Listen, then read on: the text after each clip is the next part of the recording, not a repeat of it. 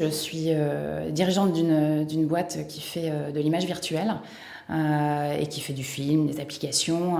L'objectif, c'est de simuler des projets qui n'existent pas encore. La période Covid, en fait, a été un choc, un choc énorme, puisque le 16 mars 2020, et là je reprends ma casquette de dirigeante, il a bien fallu que j'annonce à tout le monde qu'on allait fermer l'entreprise.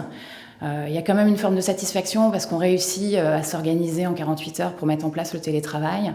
Et on a en tout cas l'impression d'un collectif qui est réuni, même quand on est à distance.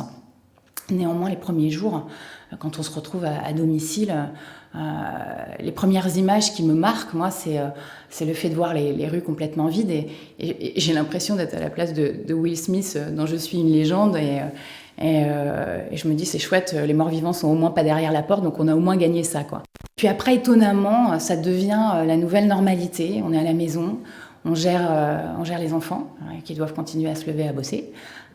Et puis, on essaye d'être dans un semblant de travail parce que on se rend quand même tous assez vite compte, en tout cas au niveau de l'entreprise, que la visio toute la journée, ça use et puis c'est pas forcément super efficient, quoi. Donc, mais quelque part on se rassure en faisant ça. Je pense qu'il y a une forme de rassurance pour les uns et pour les autres. On sort de cette phase de confinement début mai. Pour reprendre une activité qui n'est absolument pas normale. Aujourd'hui, on vit dans une incertitude du lendemain. Tous les indicateurs qu'on peut suivre pour prévoir n'existent plus. Donc la prévision n'est plus possible et on est obligé de se réinventer dans ce cadre-là.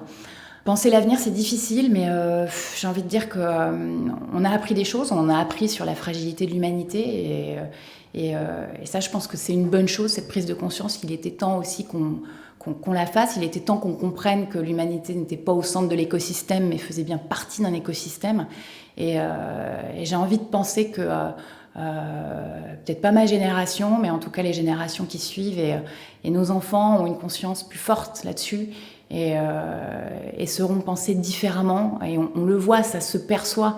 Le végétarien n'est plus forcément un extraterrestre. Et j'ai de l'espoir là-dessus sur la condition animale et sur la façon de penser le monde en général pour demain.